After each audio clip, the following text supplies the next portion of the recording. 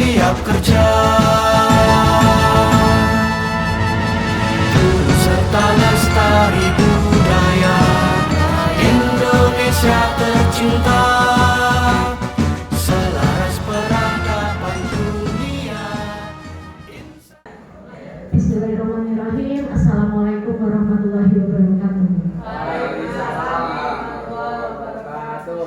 Yang terhormat Bapak Kepala Sekolah SMK Bakti Prajabata yang saat ini diwakilkan oleh Ibu Waka.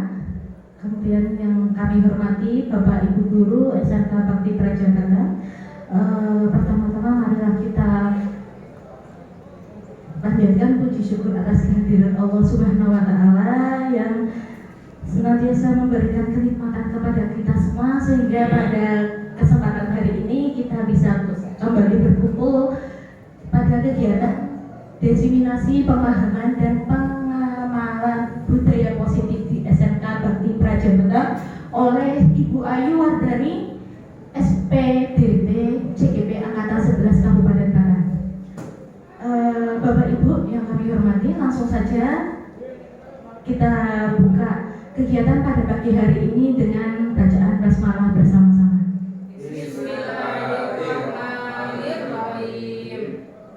Untuk kegiatan yang kedua yaitu SDG yang akan disampaikan oleh rekan CGP kita, Bapak Artono dan Ibu Rahma. Waktu dan tempat kami persilakan.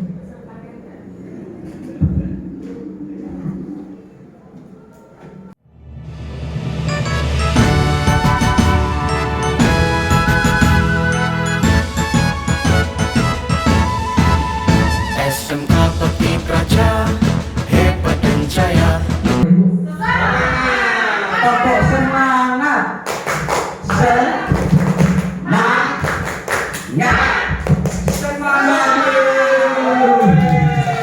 Ya, ini membutuhkan roda saya biar tidak tegang. Kita kali ini mau speaking bersama saya Bapak Artono Eskom, sarjana komedi. Ya. Iya, sarjana komedi. Mau speaking biar kita lemes, pikirannya tidak tegang. Kemarin kita sudah sering kali speaking untuk memegang apa yang saya katakan. Sekarang kita speakingnya lebih ke matematis biar keren dikit ya. Jadi kalau Bapak Ibu nih lebih suka angka 2 apa 3 kira-kira? 1. 5? Boleh. Tapi kalau 5 terlalu mudah yang lain aja. 3 aja ya. Boleh ya? 3 aja. Oke? Sama ya. Enggak, 3 aja. Oke? Oke. Jadi silakan Bapak Ibu diingat-ingat, ini namanya speaking kelipatan. 3 kelipatan angka 3 berarti dari 3, 6, 9, 12, 15 dan lain-lain. Oke, tak jelaskan dulu ya. Kan 3, 6, 9 dan lain-lain gitu. Untuk aturannya panjenengan bisa berdiri dulu. Yes. Oke. Udah siap? Oke. Nanti mulai dari saya ke Pak Rizky, ke Bu Nurul, muter sampai saya ke situ lagi. Jadi ya, paham ya? Oke. Untuk gerakannya biar kita juga fresh kayak gini loh Bu.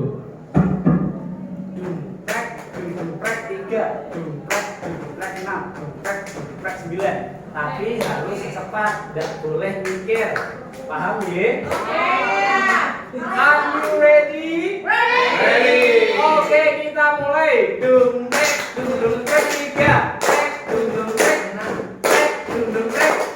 Tek, dung dung tek. Tek, dung dung tek. Dung tek, dung dung tek.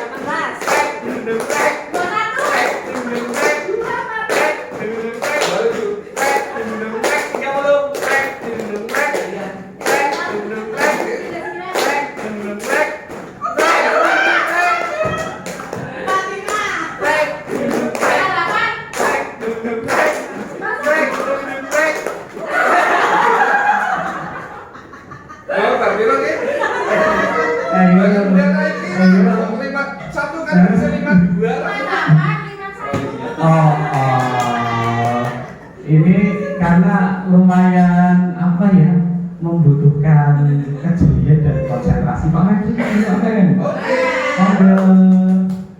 yang lain bisa duduk dulu. Ini Pak Lurah mungkin bisa diperkenalkan dulu. Mungkin yang di sini udah kenal, tapi yang di luar sana belum. Oke, Assalamualaikum warahmatullahi wabarakatuh. Waalaikumsalam warahmatullahi wabarakatuh. Perkenalkan, nama saya Dwi Febrianto, biasa dipanggil Pak Febri atau Pak Brian ya. Iya. Halo semuanya. Hai. Iya, salam kenal. Semangat nah. Semangat. Ya, saya di sini. Oke, ini kan Pak Fem tadi kurang konsentrasi. Iya. Kira-kira mau kita beri apa nih enaknya? Beri makan. Oke. Senang dengan Pak Fem. Udah ini aja. Pesan-pesan Pak Fem ini kan dalam rangka program guru penggerak. Kalau menurut Pak Fem, kegiatan guru penggerak ini Apakah ada dampak baik yang nyata? Karena kita kan sudah punya berarti 6 guru penggerak di SMK Bakti Prajabatang. Menurut Pak Fem berikut. Oke, guru penggerak ini sangat bagus sekali ya untuk meningkatkan motivasi anak supaya anak itu pembelajaran menyenangkan, anak itu punya motivasi yang tinggi sekali. Guru penggerak itu menjadi pionir ya untuk bisa mencerdaskan siswa-siswa di SMK Bakti Prajabatang. Yang notabene mereka itu kadang kurang greget, kurang bergairah gitu. Dengan adanya guru penggerak ini membuat mereka lebih interaktif lagi pembelajarannya, lebih oke pokoknya. Sukses untuk guru penggerak nih. oke. Terima kasih Pak Fem, tepuk tangan untuk Pak Fem.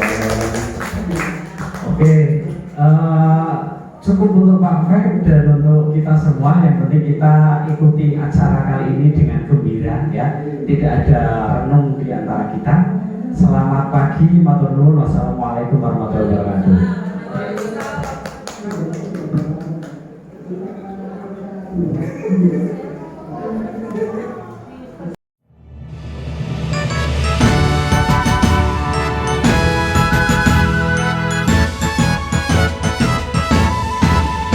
SMK Bakti Praja hebat dan jaya mencetak Untuk kegiatan selanjutnya nanti kita akan mendengarkan tentang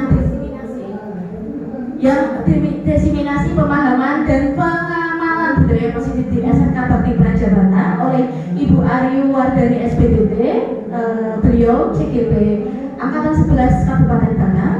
Kepada Ibu Ayu Wardani, waktu dan tempat kami persilakan.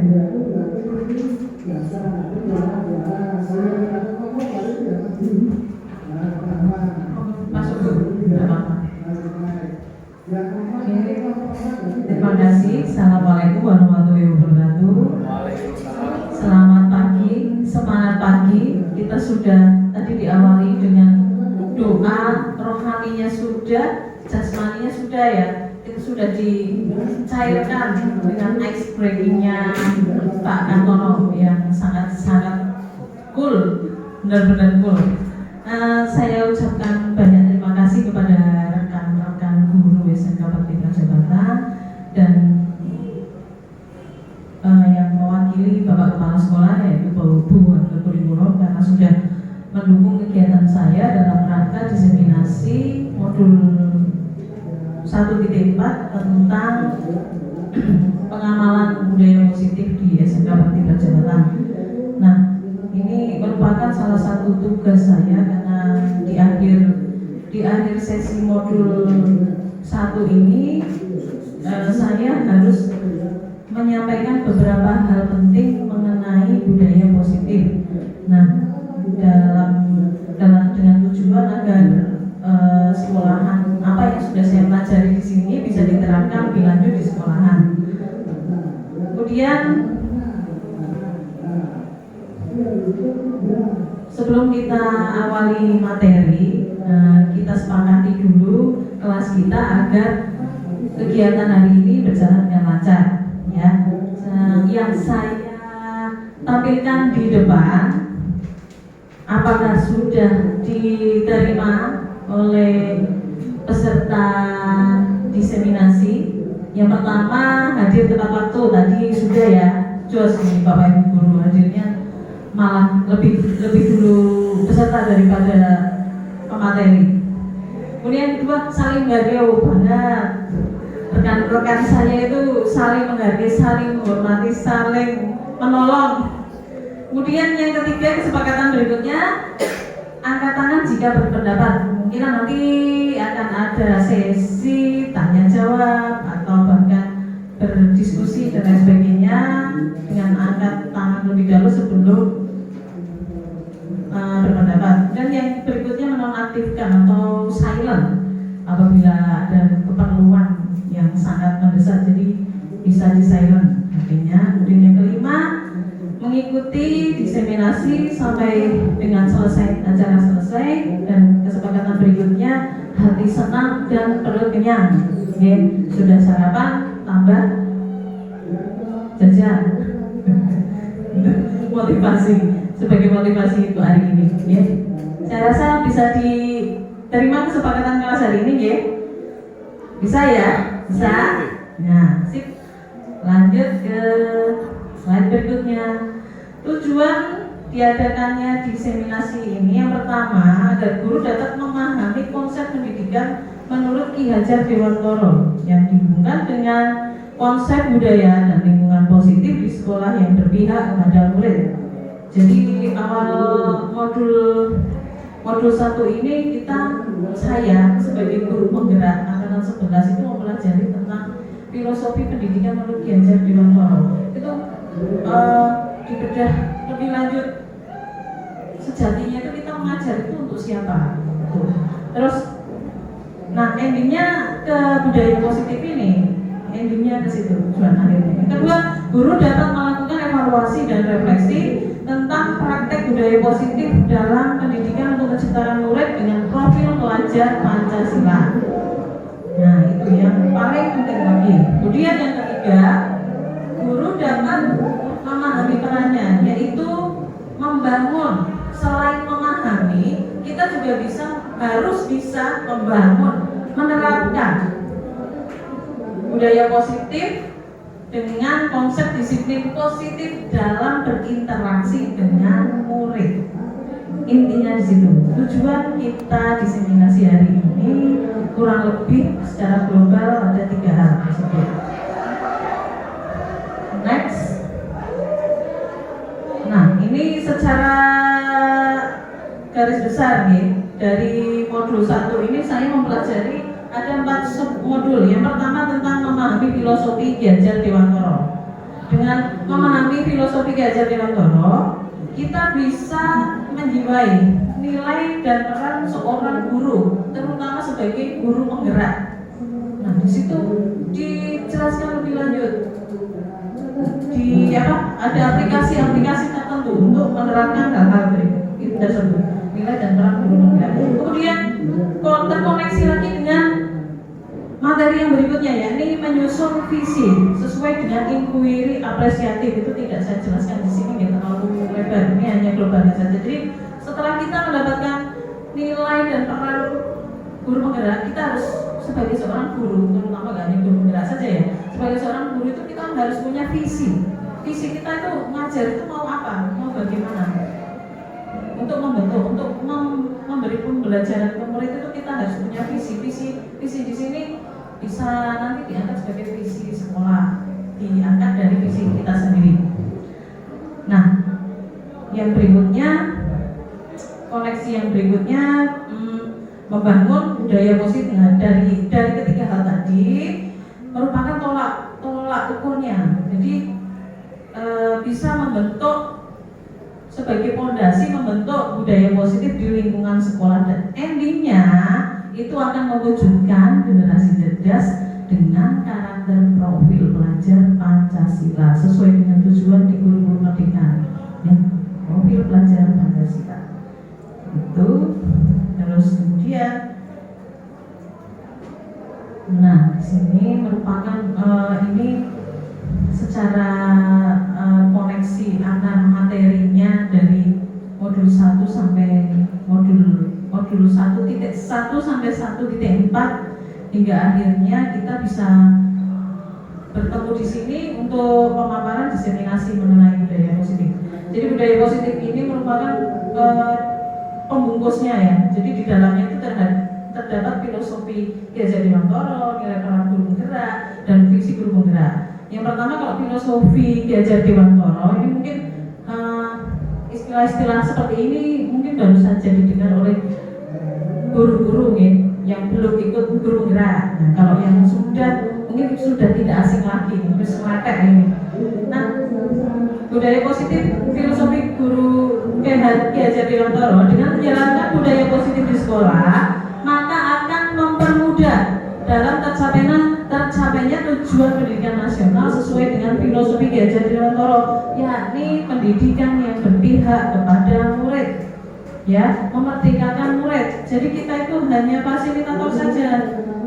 Kita tidak boleh egois. Saya tuh pengen ngajarnya seperti ini, kamu malah enggak. Jadi kita menyesuaikan dengan kondisi murid, kondisi dari lingkungannya, dari budayanya, dari macam-macamnya itu dibahas di sini. Kemudian koneksi yang kedua, yakni dengan nilai peran guru penggerak. Budaya positif, nilai dan peran guru penggerak itu yang pertama, budaya positif dapat terwujud jika seorang guru nilai guru penggerak. Yang pertama, berpihak kepada murid. Nah, apakah saya sudah memiliki nilai guru penggerak ini? Yang pertama, berpihak kepada murid, mandiri, reflektif, kolaboratif, dan inovatif. Nah, yang ditekankan di kurikulum Merdeka itu adalah reflektif ya, ditekankan itu. Kalau inovatif jelas, sekarang zaman guru milenial itu tidak boleh ketinggalan teknologi, ketinggalan zaman teknologi.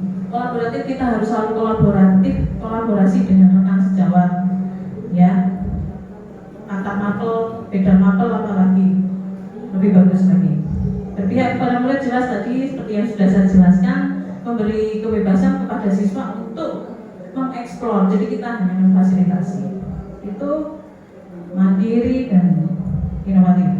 Budaya positif yang terwujud dengan mendorong kolaborasi antar semua warga sekolah dengan keyakinan sekolah yang disepakati dan dijalankan bersama. Itu terus yang terakhir untuk koneksi berikutnya mengenai visi guru penggerak dan budaya positif terletak pada esensi dari peran seorang guru sebagai agen perubahan yang mendorong terciptanya lingkungan pembelajaran yang mendukung perkembangan karakter siswa. Visi guru penggerak menekankan pentingnya guru yang inspiratif, berdaya, dan mampu memimpin.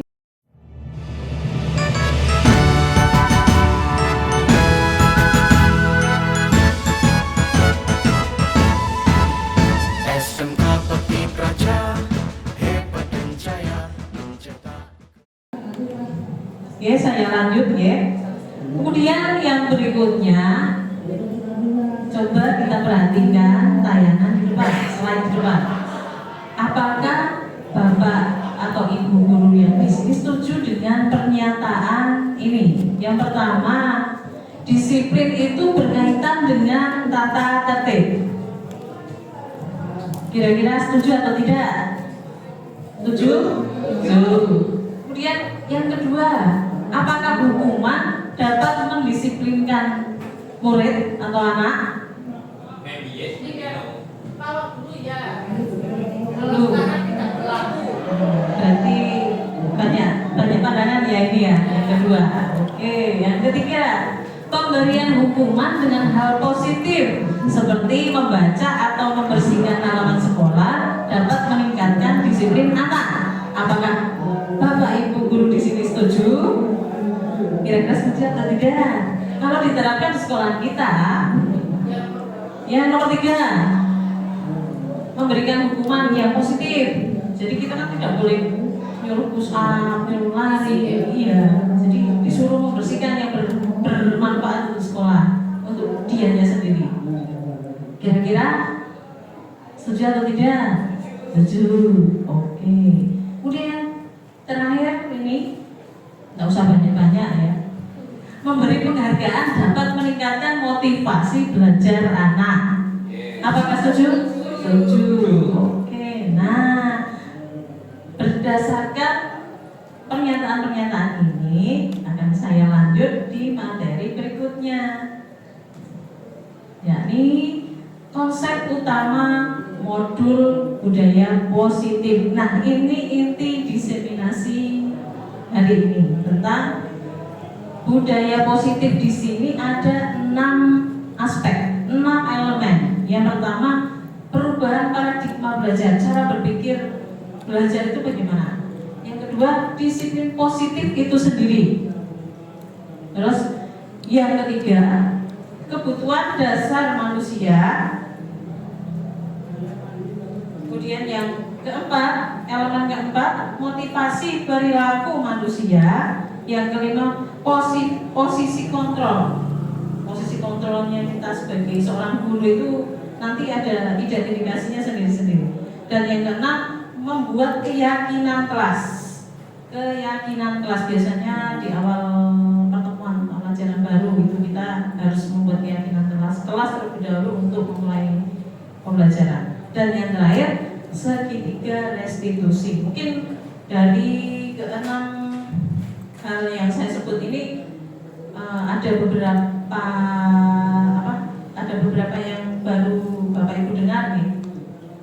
Apa baru semua ini? Nah, ini dengan ini saya akan paparkan satu demi satu.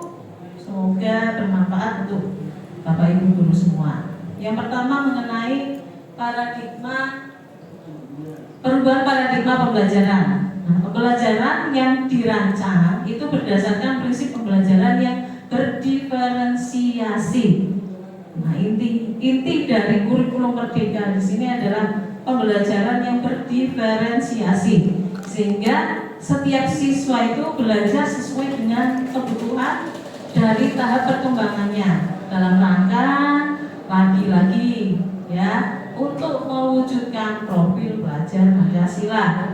Nah, jadi berdiferensiasi di sini kita tidak bisa egois. Misal kasusnya Pak Rizky mau mengajar alat ukur, ternyata di level kita sekolah swasta nih, dengan SDM siswa kita yang beraneka ragam, yang pintar banget ada, yang pintar ada, yang sedang ada, bahkan yang belum sama sekali ada. Alat ukur itu membaca alat ukur hanya menjumlah saja Pak Rizky nggih. Ping poro langsudo, ipolondo itu saja belum bisa. Bahkan ada yang hitungnya pakai seperti anak kelas 1 di garis-garis apa itu namanya. Nah, itu kelas jenjang SMK kelas 10 itu masih ada menemukan siswa yang model seperti itu. Nah, apakah kita akan mengambil level yang tertinggi dalam pembelajaran? Kan enggak saya urus itunya seperti itu kan enggak. Tetap yang nggak bisa ngitung, kita ajarin ngitung dulu, walaupun pelajarannya bahasa Indonesia, pelajarannya bahasa Inggris, pelajarannya teknik mesin dan lain sebagainya, tetap nyerempet-nyerempetnya ke yang siswa itu tidak bisa. Jadi tidak bisa disamaratakan. Kita tidak bisa egois. Itu tujuan dari paradigma pembelajaran pada konsep.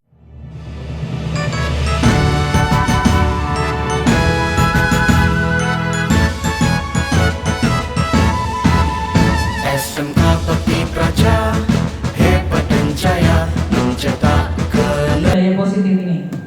Kemudian yang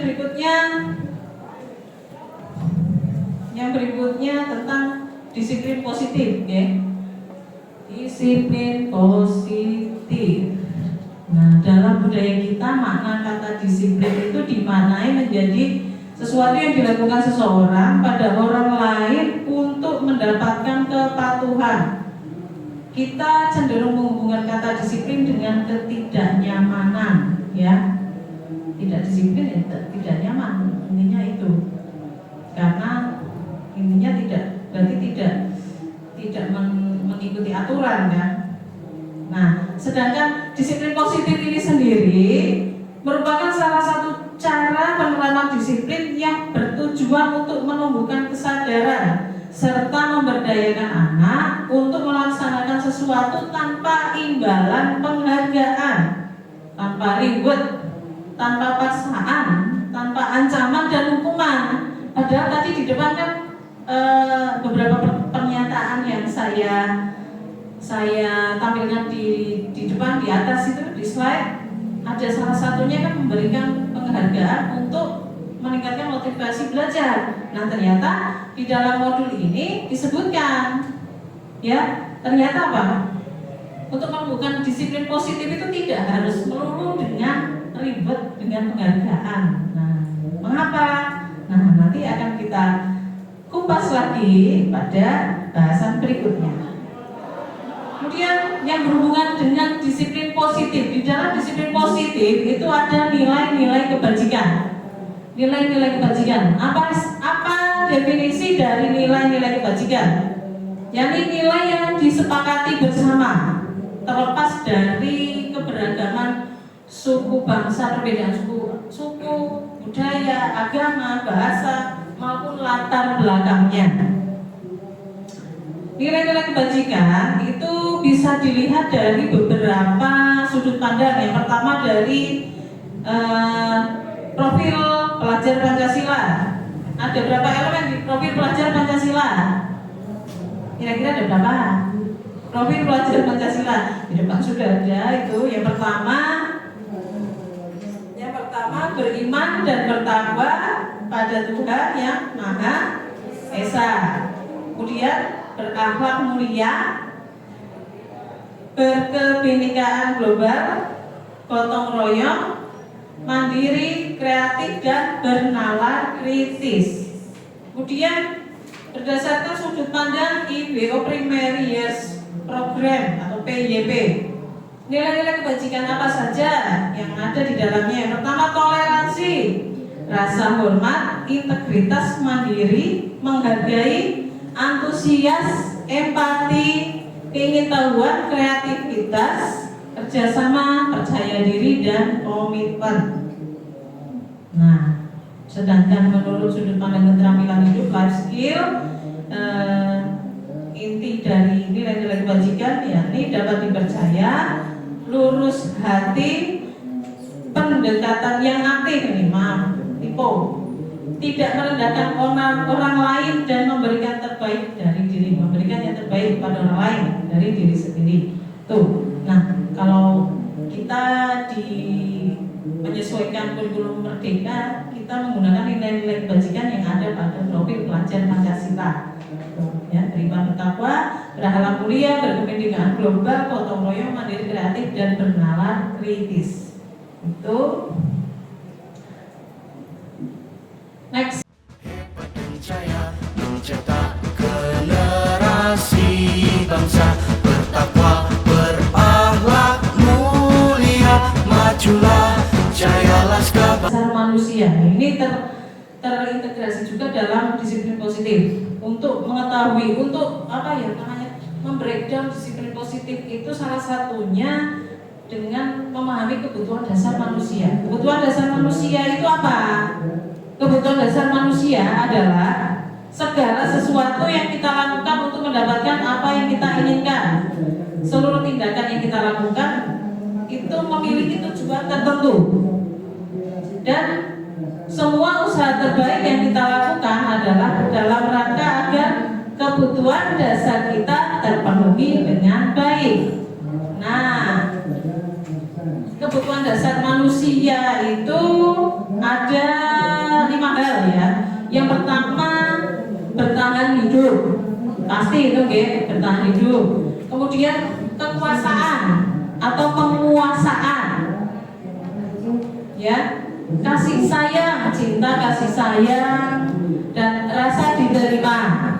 Kemudian kesenangan. Dan yang terakhir adalah kebebasan. Itu 5 kebutuhan dasar manusia. Nah, semua orang pasti akan mempunyai tujuan. ketika dia hidup itu mencari 5 kebutuhan ini, bukan kebutuhan hidup yang dari segi sosial ya, primer sekunder, itu bukan. Ini kebutuhan manusia dalam rangka untuk pembentukan budaya positif tadi. Nah,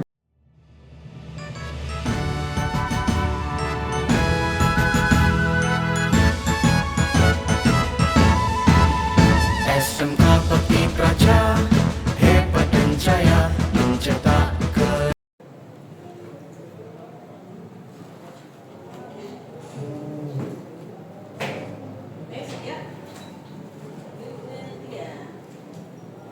saya lanjutkan.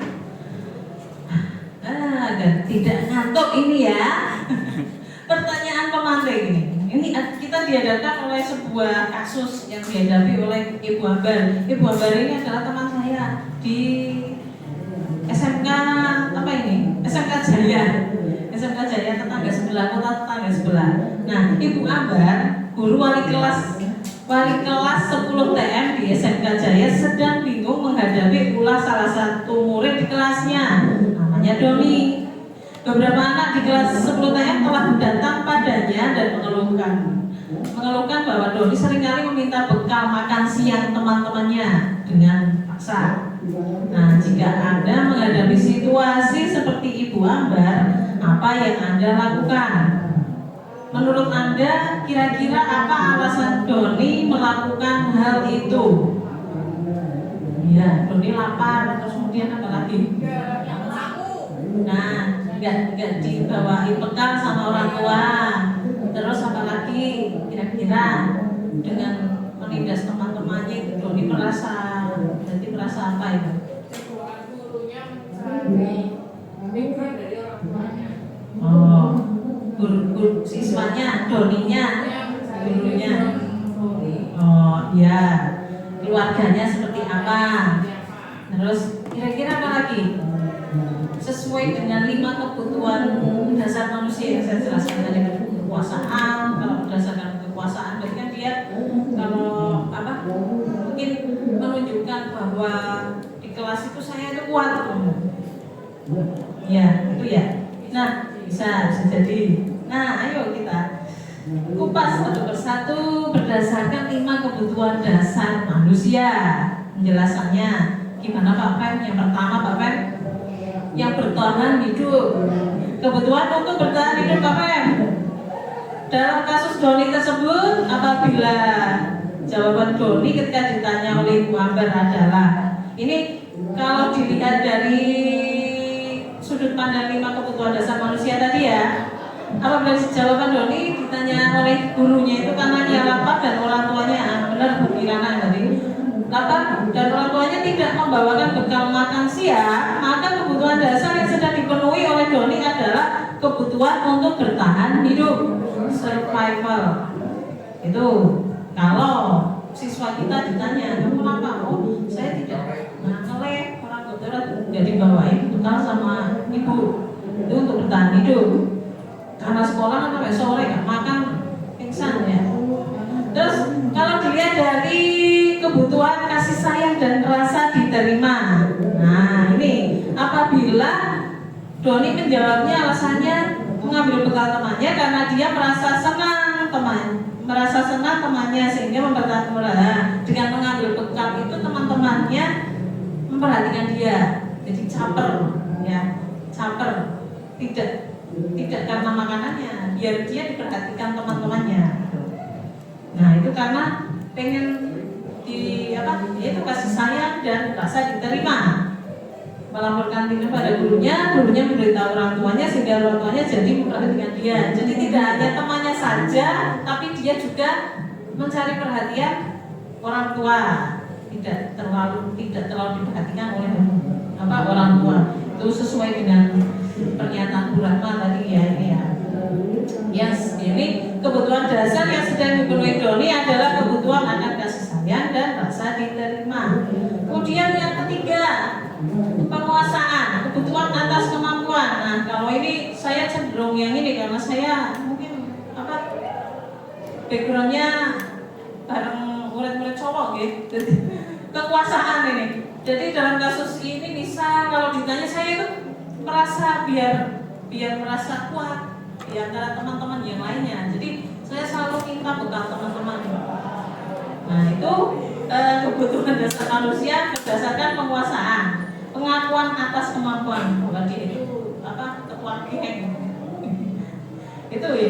Terus kebutuhannya berikutnya, apabila dalam kasus ini tak ganti ya. Dalam kasus ini, bila Doni menjawab bahwa ia melakukannya karena iseng saja, karena iseng, bayangkan temannya membawa bekal dari rumah untuk ganjil perut ketika uang sakunya sudah habis, malah diminta, dan dasarnya motifnya hanya karena iseng.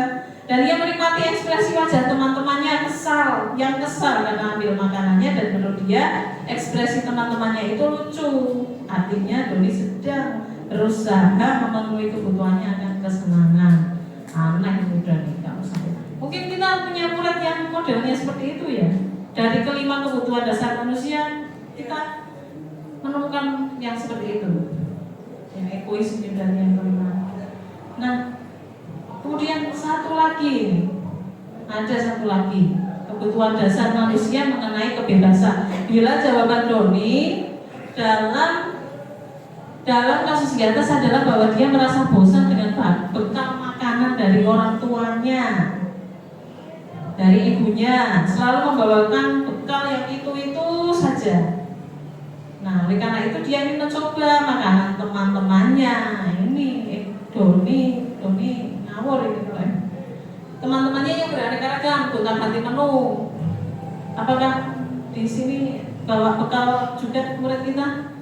Sama, bekalnya sama, segono-gono semua. Jadi tidak mengambil bekal temannya, karena sama. Itu 5 kebutuhan dasar manusia. Lanjut ke materi berikutnya yang mendasari pada budaya positif, yakni motivasi perilaku manusia. Motivasi perilaku manusia yang pertama, motivasinya menghindari ketidaknyamanan dan hukuman. Murid melakukan disiplin diri karena takut dihukum. Nah ini fenomena di sekolah kita ini banyak ya.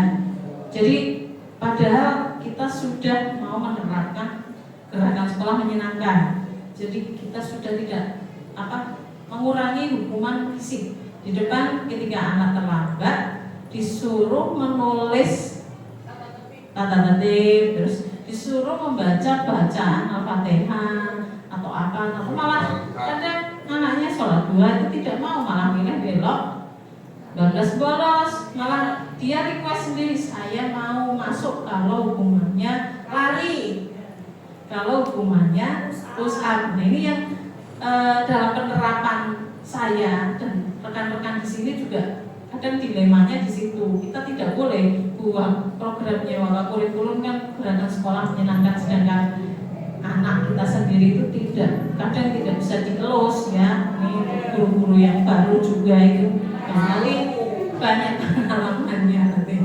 Kenapa malu? Mungkin ada memang yang tidak bisa membaca mulai sama Arab gitu. Mungkin memang itu tidak bisa. Gandeng Arab. Itu. Kemudian dilema yang kedua bagi saya, guru produktif itu karena memang pembentukan budaya industri dari pengalaman siswa-siswa saya yang sudah bekerja di industri besar itu memang sebelum mulai kerja itu pemanasannya pusat 5 kali, pusat 10 kali. Itu memang harusnya sesuai dengan anjuran Ketua BKK Jawa Tengah. Saya selaku BKK itu mensosialisasikan budaya industri, sedangkan kalau saya mensosialisasikan program itu bertabrakan dengan programnya kurikulum yang harus menerapkan gerakan sekolah menyenangkan. Kadang dilemanya di situ juga. Ya, motivasi perilaku manusia ini ada hubungannya dengan dan program saya juga tiap pagi ini juga kadang seger, kadang berat manusiawi ya. Siswanya juga berat, gurunya juga ikut berat, kadang seperti itu. Jadi kita harus menjaga mood tiap hari agar stabil. Motivasi perilaku manusia menghindari ketidaknyamanan dan hukuman. Nah, tadi murid melakukan disiplin diri karena takut dihukum. Ini adalah tingkatan terendah dari motivasi motivasi perilaku manusia. Paling rendah ini, mau disiplin karena takut dihukum, jadi bukan karena kesadaran. Terus untuk mendapatkan imbalan dan penghargaan orang lain, jadi kita memberi reward itu kalau lama-kelamaan juga tidak bagus ya. Jadi ketika dia tidak diberi penghargaan, nanti dia sudah tidak semangat belajar lagi, menurun agak. Aku sudah nggak dapat kado lagi, nggak dapat hadiah lagi, aku nggak mau belajar lagi. Ngapain nilai tinggi tapi nggak dapat reward? Nah ini motivasi ini satu tingkat di atas motivasi pertama. Yang pertama tadi itu satu tingkat di atasnya. Nah yang ini yang terakhir untuk menjadi orang yang mereka inginkan dan menghargai diri sendiri dengan nilai-nilai yang mereka percaya. Murid melakukan disiplin diri karena sadar. Apakah masih ada di sekolah kita? Masih ya? Masih optimis ada dan bertambah. Akan nilai kebajikan ini adalah motivasi yang akan membuat seseorang memiliki disiplin positif. Ini berarti kasta tertingginya, kasta tertinggi ya dalam motivasi perilaku manusia. Kemudian, nah ini konsep disiplin dengan identitas gagal. Hal-hal yang penting harus kita pahami. Konsep gagal, konsep disiplin dengan identitas gagal itu yang bagaimana? Mari kita perhatikan tampilan slide di depan ya. Antara hukuman dan penghargaan berdasarkan sudut pandang identitas yang gagal. Hukuman itu menyakitkan, tidak nyaman, membuat murid takut, sifatnya memaksa, terus sehingga karena takut dihukum murid menyembunyikan kesalahannya. Terus karena dihukum dengan cara yang salah mungkin di depan teman-temannya, jadi merasa minder, jadi rendah diri di hadapan teman-temannya. Mungkin saya pernah melakukan ini ya, karena sesudah mempelajari modul ini jadi merefleksikan diri kesalahan apa saja yang sudah saya lakukan terhadap murid saya selama 15 tahun mengajar. Kemudian penghargaan di identitas gagalnya yang pertama tidak efektif, merusak hubungan, mematikan kreativitas ini dari sudut pandang yang negatif ini tadi. Menghukum dengan sistem ranking jelas itu memang kalau nggak tahu kan sekolah-sekolah yang lain masih ada perankingan atau tidak ya? Sudah tidak ya? Karena itu mungkin mematikan kreativitas mungkin. Merampas hak menghargai dirinya sendiri. Itu penghargaan yang dengan identitas gagal. Kemudian yang berikutnya kebalikannya, konsep disiplin dengan identitas sukses. Nah ini lebih, kalau istilahnya ramah lingkungan kalau yang ini dengan model konsep disiplin dengan identitas sukses. Konsekuensinya perlu monitoring berkelanjutan. Murid menghormati peraturan, kehilangan waktu untuk mengurangi kesalahan, ya konsekuensinya. Jadi menumbuhkan kesadaran, tidak hanya takut dan senang, ya. Kemudian ada lagi yang namanya restitusi. Nah ini nanti akan kita bahas setelah slide berikut. Nah restitusi itu apa? Dengan restitusi ini murid bertanggung jawab atas perilakunya, fokus pada pemecahan masalah jangka panjang. Murid menghormati dirinya dan orang lain, dan murid bersemangat memperbaiki kesalahan. Itu salah satu tujuan atau impian saya selama mengajar di sini, Pak Pem. Apakah bisa terwujud, Pak Pem? Bisa. Amin. Insya Allah. Semangat untuk semuanya juga. Semoga terwujud. Itu dengan restitusi.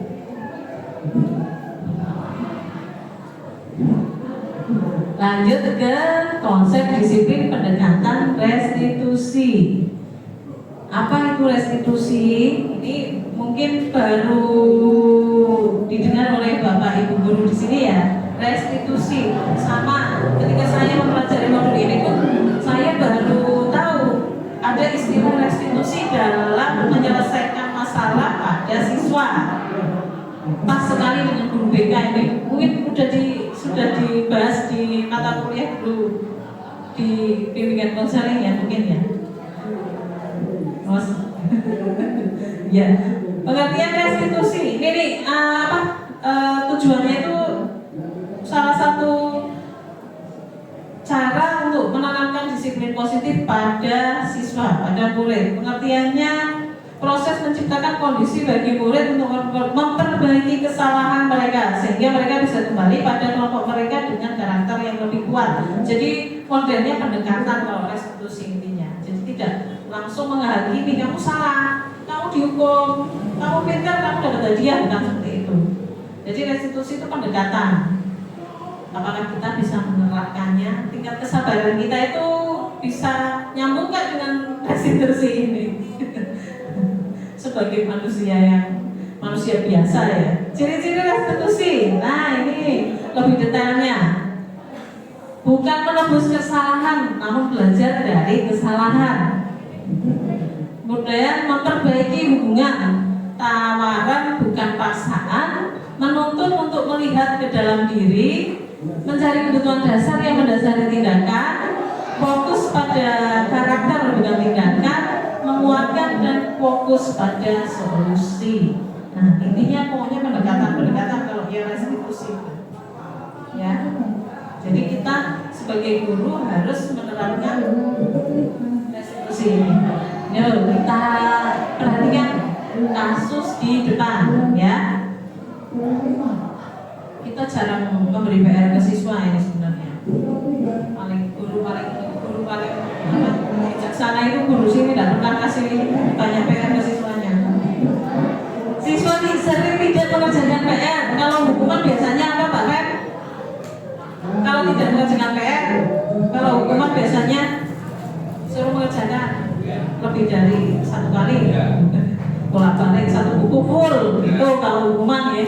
Ini hukuman guru menghukum siswa hormat bendera, orang nyambung ini.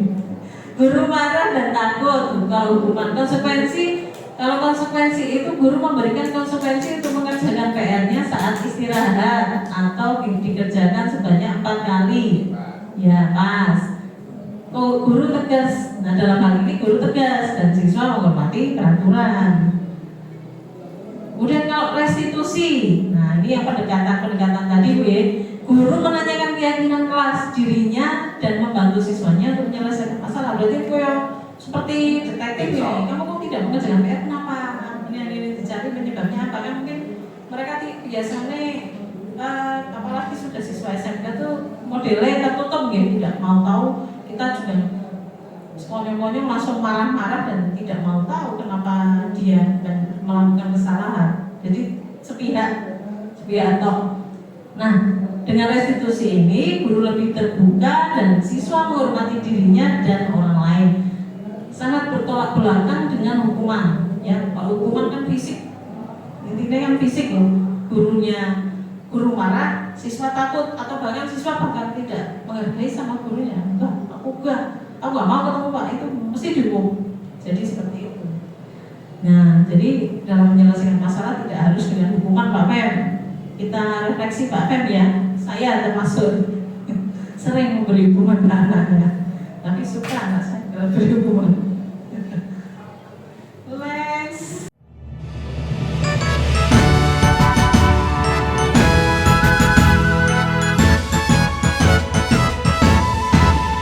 SMK Peti Praja hebat dan jaya mencetak Yang lain harus yang lain harus pendekatan. Pak Rizky belum kelihatan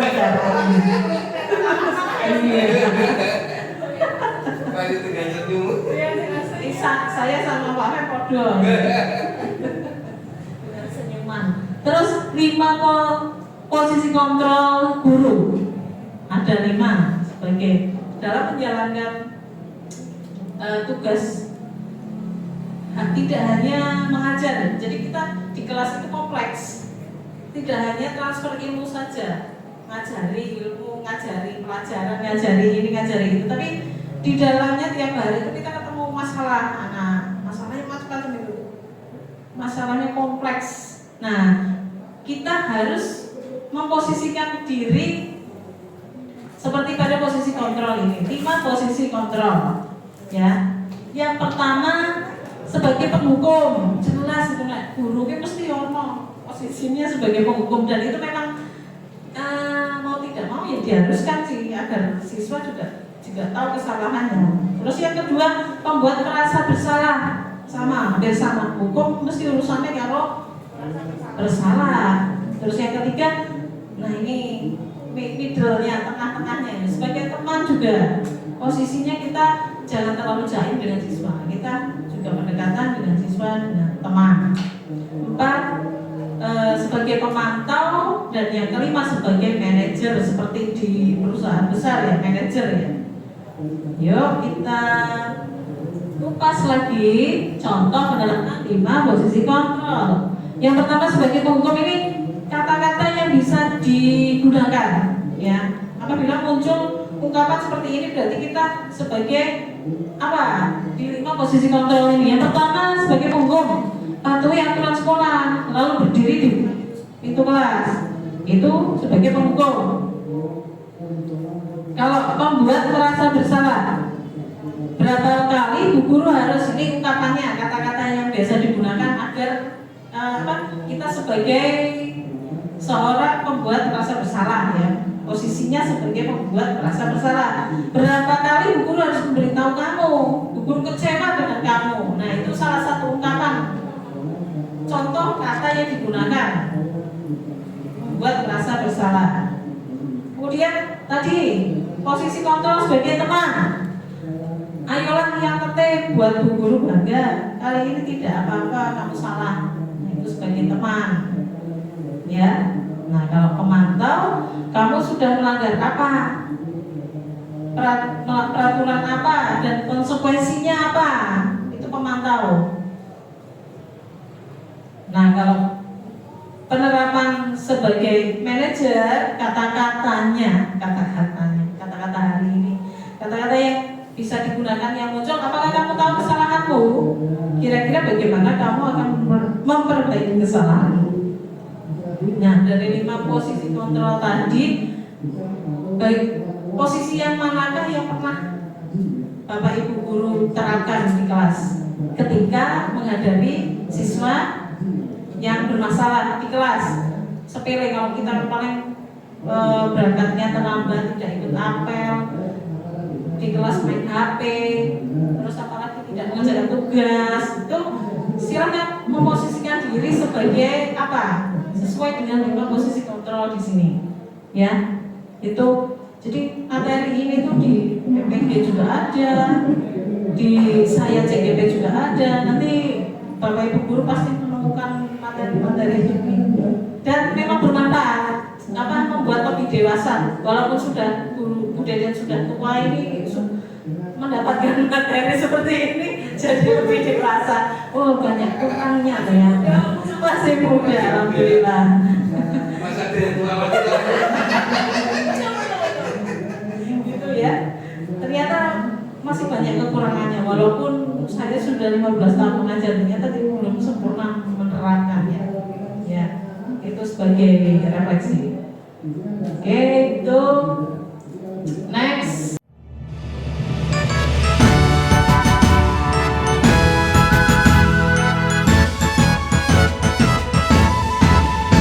SMK Bekti Praja, hebat dan jaya, mencetak generasi bangsa bertakwa, berakhlak mulia. Majulah, jayalah Skabapra, raih prestasi untuk masa depan, menerjang zaman pembangunan, wujudkan insan bersahaja, beriman bersahabat, andal siap kerja.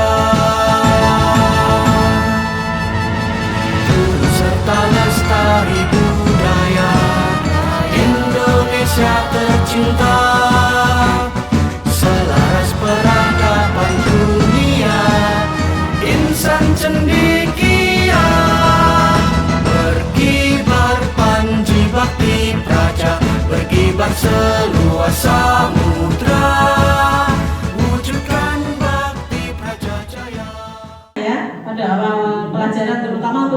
guru baru ini di perkuliahan yang fresh graduate kemarin itu pasti semua dosennya pasti seukuran sama Bu Deden ini.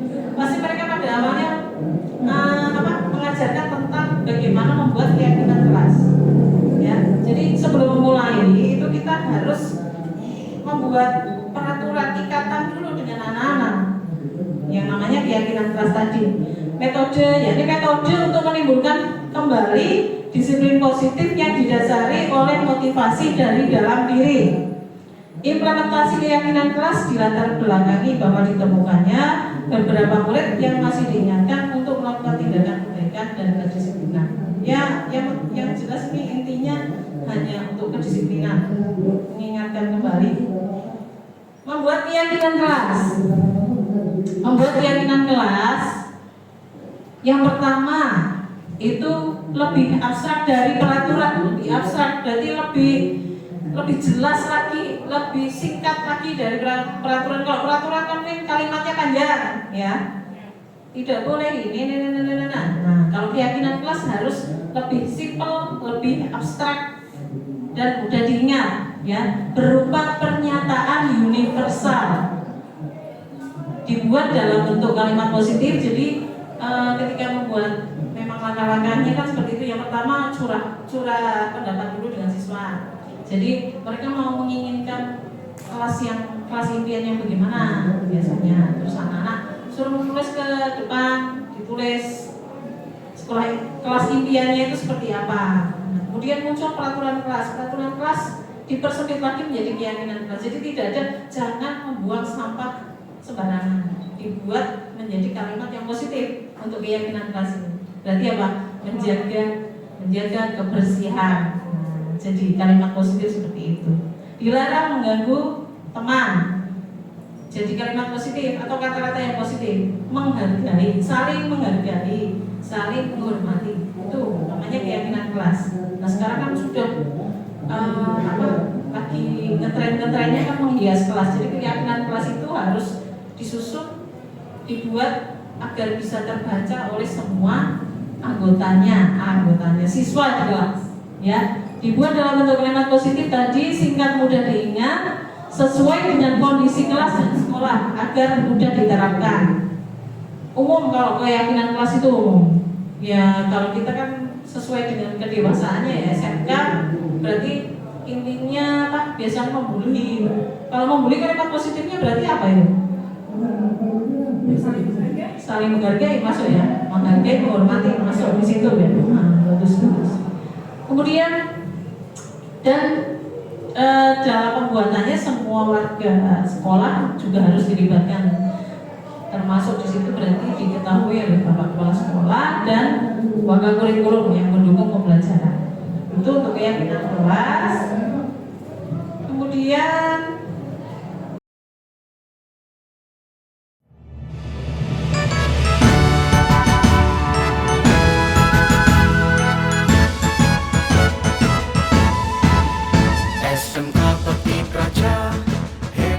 ya, ini yang terakhir ini. Ini yang terakhir, segitiga restitusi. Restitusi adalah proses menciptakan kondisi bagi murid untuk memperbaiki kesalahan mereka sehingga mereka bisa kembali pada kelompok mereka dengan karakter yang kuat. Tipe itu. Menurut Gosen 2004. Nah, restitusi bukan untuk menebus kesalahan. Restitusi adalah sebuah tawaran dan bukan paksaan. Seperti tadi yang sudah saya jelaskan berkali-kali bahwa restitusi itu sifatnya pendekatan, ya. Mungkin guru BK lebih mahir ini, ya, pendekatan ke siswa untuk ngulik ke siswa kesalahan yang dia perbuat itu tidak terus kita judge menjadi hal yang tidak baik, ya. Jadi harus ada pendekatannya, detektif. Restitusi fokus pada solusi dan dapat kembalikan murid yang berbuat salah pada kelompoknya. Jadi ketika dia sudah ditangani dengan langkah segitiga restitusi nanti setelah ini, itu anak-anak tidak akan merasa rendah diri, tidak merasa minder, tidak merasa kalau bersalahnya pasti karena dalam langkah segitiga restitusi ada itu. kalau kembali lagi ke kelompoknya dia sudah tidak apa, kalau sekarang malah jadi introvert ya. Nah, saking seringnya disalah-salahkan jadi introvert, malah dia tidak mau bergabung dengan teman-temannya yang lain. Jadi untuk mengurangi hal itu kita harus menerapkan langkah restitusi ini. Restitusi sendiri dalam konsep segitiga restitusi, langkah yang pertama itu menanyakan keyakinan terlebih dahulu. Maaf, validasi tindakan yang salah. Validasi tindakan yang salah, yang pertama ya, berdasarkan prinsip membuat kesalahan adalah bagian dari proses pembelajaran. Namanya belajar itu pasti semuanya pasti pernah melakukan kesalahan. Itu proses dalam pembelajaran. Yang penting tidak diulangi lagi. Terus kalimat apa yang cocok untuk menerapkan tahap validasi tindakan yang salah ini? Seperti tadi kalau posisi kontrol ya, ketika kita menemukan kasus terus mau menanyakan ke siswa, jadi kalimat yang sesuai atau yang bisa digunakan untuk validasi tindakan yang salah. Misalnya yang pertama, kamu tentu punya alasan mengapa melakukan itu. Nah itu validasi tindakan yang dia lakukan salah. Atau adakah cara yang lebih efektif untuk mendapatkan apa yang kamu butuhkan? Itu salah satu kalimat interogasinya ke anak. Ya, itu. Kemudian langkah kedua dalam segitiga restitusi, menstabilkan identitas dia sebagai yang salah, yang sudah melakukan kesalahan. Nah, dengan contoh kalimatnya seperti ini. Setiap orang pasti pernah melakukan kesalahan. Ya, setiap orang pasti pernah melakukan kesalahan. Nah, bisa ditambah lagi kalimatnya. Mungkin besok lagi kamu tidak boleh mengulangi ya. Tuh, cara menginterogasinya. Jadi tidak boleh kamu salah, kamu harus dihukum, kamu harus ini, kamu harus itu. Sudah tidak ada seperti itu. Ya, atau kalimatnya dengan kamu bukan satu-satunya yang pernah melakukan ini untuk menstabilkan identitas. Jadi sudah klimak itu anti klimak gitu, ya sudah stabil lagi. Kemudian yang terakhir menanyakan keyakinan, kembalikan lagi ke peraturan awal, menanyakan keyakinannya. Keyakinan kelas apa yang sudah disepakati? Keyakinan kelas apa yang disepakati? Keyakinan kelasnya sesuai dengan keyakinan kelas yang sudah dibuat di kelas itu tadi. Ya, yang disepakati apa? Yang dia perbuat salah apa? Dihubungkan dengan keyakinan di kelas. Itu. Kemudian yang terakhir dengan kalimat kamu ingin menjadi orang yang seperti apa? Nah, itu kata-kata atau kalimat interogasinya. Ya, jadi segitiga restitusi tadi, kalau validasi tindakan yang salah itu berdasarkan prinsip membuat kesalahan adalah bagian dari proses pembelajaran. Yang kedua, menstabilkan identitas itu berdasarkan prinsip setiap perilaku berupaya memiliki suatu kebutuhan. Dan yang ketiga, berdasarkan prinsip teori kontrol bahwa pada dasarnya kita termotivasi secara implisit. Nah, dengan cara segitiga restitusi ini kita bisa mendekati siswa tanpa menganggap siswa itu sebagai satu siswa yang benar-benar salah. Ini dengan pendekatan. Nah, saya rasa itu saja. Terima kasih atas waktunya. Jadi dari modul pertama ini saya harap apa yang sudah saya berikan hari ini bisa diterapkan. Ya, kita belajar bareng, kita kolaborasi, kita terapkan ke siswa kita untuk mewujudkan generasi dengan profil pelajar Pancasila. Ya, dengan dasar seperti itu, maka visi dari sekolah kita mewujudkan siswa yang bersahaja, ya, bersahabat, andal dan siap kerja itu bisa terwujud. Tidak hanya hard skill saja, tapi soft skillnya yang penting. Soft skillnya anak bisa terwujud juga. Itu sebelumnya saya ucapkan terima kasih. Apabila ada kekurangan dan kesalahan dalam penyampaian, mohon maaf yang sebesar-besarnya. Terima kasih. warahmatullahi wabarakatuh. Waalaikumsalam warahmatullahi wabarakatuh.